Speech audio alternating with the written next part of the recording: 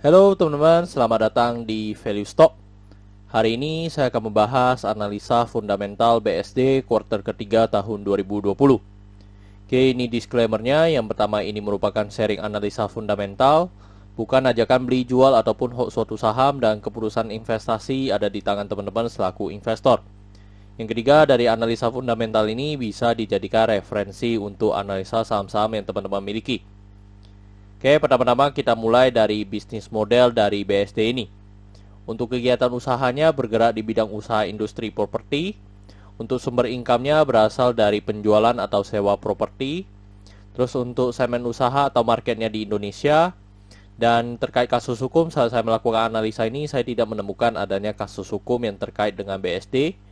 Untuk kepemilikan sahamnya dimiliki oleh PT Paraga sebesar 31,43%, PT Eka Sentral sebesar 25,63%, masyarakat sebesar 41,72%, dan sisanya treasury sebesar 1,22%. Oke teman-teman, ini adalah revenue dari BSD. Jadi teman-teman bisa lihat cukup beragam ya, dan di 2017 memang yang terbaik di BSD. Dan untuk 2020 kuartal 3 dibandingkan dengan 2019 kuartal 3 mengalami penurunan sebesar 17,3%. Terus kita bisa asumsikan juga 2020 kuartal 4 memiliki kinerja yang sama dengan kuartal 3, maka sampai akhir tahun akan mengalami koreksi sekitar 19,1% untuk dari segi pendapatannya. Dan di sektor properti kita harus melihat dan namanya recurring income. Jadi untuk 2020 kuartal 3 ini untuk recurring income dari BSD ini sebesar 19,5%. Dan dari laporan keuangan yang saya baca memang secara BSD ini lebih banyak memang selling terhadap propertinya ya daripada mereka melakukan penyewaan. Terus untuk 2019 kuartal 3 sebesar 23%. Dan ini mengalami penurunan sekitar 4% ya teman-teman. Jadi penurunan ini kan disebabkan oleh pandemi yang dimana mereka juga punya ITC, punya mall, punya hotel, itu semua mengalami dampak ya teman-teman. Terus dari segi net profitnya kita juga bisa lihat cukup beragam juga. Dan 2020 kuartal 3 ini mengalami penurunan cukup signifikan sebesar 79,6%. Dan juga kita bisa asumsikan jika kuartal keempatnya memiliki kinerja yang sama dengan kuartal 3, maka sampai akhir tahun akan mengalami koreksi sebesar 77,6%. Untuk dari segi asetnya konsisten ya, dari 2014 sampai 2020 mengalami kenaikan, dan kenaikan 2019 dengan 2020 sebesar 11,9%. Dari segi hutangnya juga mengalami kenaikan sebesar 27,3% di tahun 2019 dengan 2020. Dan dari segi modalnya juga mengalami kenaikan sebesar 17,7%. Oke teman-teman, saat kita menganalisa properti kita juga harus lihat namanya lembengnya atau future development-nya teman-teman. Tetapi saat saya melakukan pencarian saya hanya menemukan adanya lembengnya yang belum dibangun atau masih tanah. Dan ini adalah keterangannya, teman-teman bisa langsung baca sendiri dan dari amount-nya. Oke, kita lanjut ke ini summary laporan keuangannya dari 2014 sampai 2020. Dan di sini saya akan banyak membahas tentang rasio keuangannya. Yang pertama dari NPM atau net profit margin-nya. Untuk 2020 untuk NPM-nya sebesar 10,92%.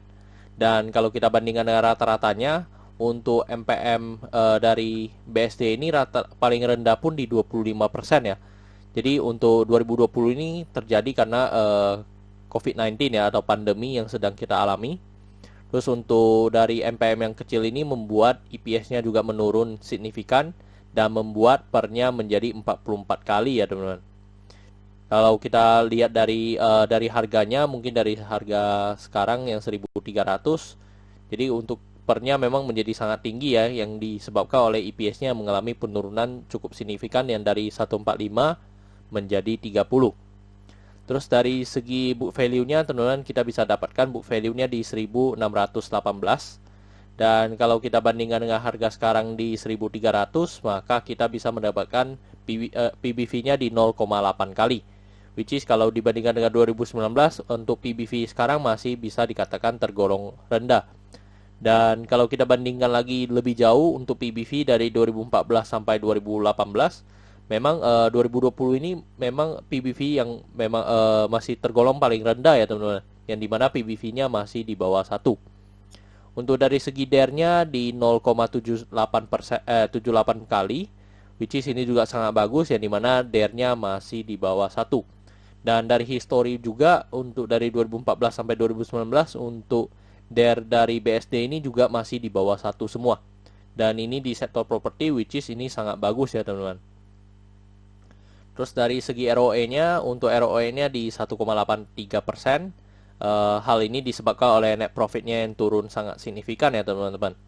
Jadi kalau kita lihat dari historinya, mungkin untuk rata-rata ROE-nya kita bisa mendapat sekitar 8-10% ya untuk dari segi ROE-nya. Untuk dari segi ROA-nya di 1,03%. Oke teman-teman, saat video ini dibuat untuk harga BSD di 1.300. Dan dari analisa fundamental saya bisa mendapatkan nilai intrinsik dari BSD ini di sekitar 1.700. Jadi masih memiliki margin of safety sebesar 30,7%. Oke teman-teman, ini adalah kesimpulan dari BSD. Yang pertama adalah dari produk dan jasa. Untuk produk dan jasa saya berikan status oke karena saya melihat perusahaan ini mampu bertahan 5-10 tahun ke depan. Untuk GCG saya berikan status oke karena tidak adanya kasus hukum dan ada pemegang saham mayoritas ya teman-teman. Terus dari segi revenue saya berikan status oke karena penurunannya masih belum signifikan. Tetapi secara net profit saya berikan status no karena mengalami penurunan yang cukup signifikan di atas 50%.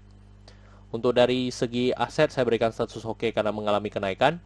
Untuk liability saya berikan status oke karena DER-nya masih di bawah 1. Untuk book value saya berikan status oke karena harga jual sekarang masih di bawah harga book value-nya. Untuk secara sektor ada dua hal yang perlu jadi concern-nya saya. Yang pertama adalah dari segi DER-nya. Jadi kalau DER-nya oke, saya berikan status sektor oke. Yang kedua adalah dari land bank-nya, yang dimana land bank-nya juga masih sangat banyak untuk BSD ini. Jadi untuk properti, apalagi di sektor properti, mereka butuh tanah yang cukup banyak ya teman-teman.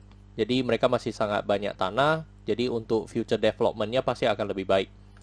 Itu membuat alasan saya memberikan sektor ini status oke. Untuk ROE saya berikan status no karena net profit-nya turun sangat signifikan. Tetapi kalau misalnya tidak adanya pandemi, mungkin ROE ini bisa dikatakan cukup bagus ya teman-teman. Terus dari margin of safety-nya saya berikan status oke karena positif. Untuk dividen saya berikan status no karena selama 2-3 tahun terakhir BSD ini tidak membagikan dividen kepada investor. Oke teman-teman, jadi kesimpulannya adalah 8/11. Dan pertanyaannya adalah apakah saya akan membeli saham BSD ini? Mungkin akan menjadi considernya saya sih teman-teman untuk masuk ke BSD ini. Oke teman-teman, saya rasa cukup sekian untuk video kali ini. Jangan lupa untuk like dan subscribe. Jangan lupa juga untuk follow saya di Instagram saya di royken13. See you in the next video. Bye-bye.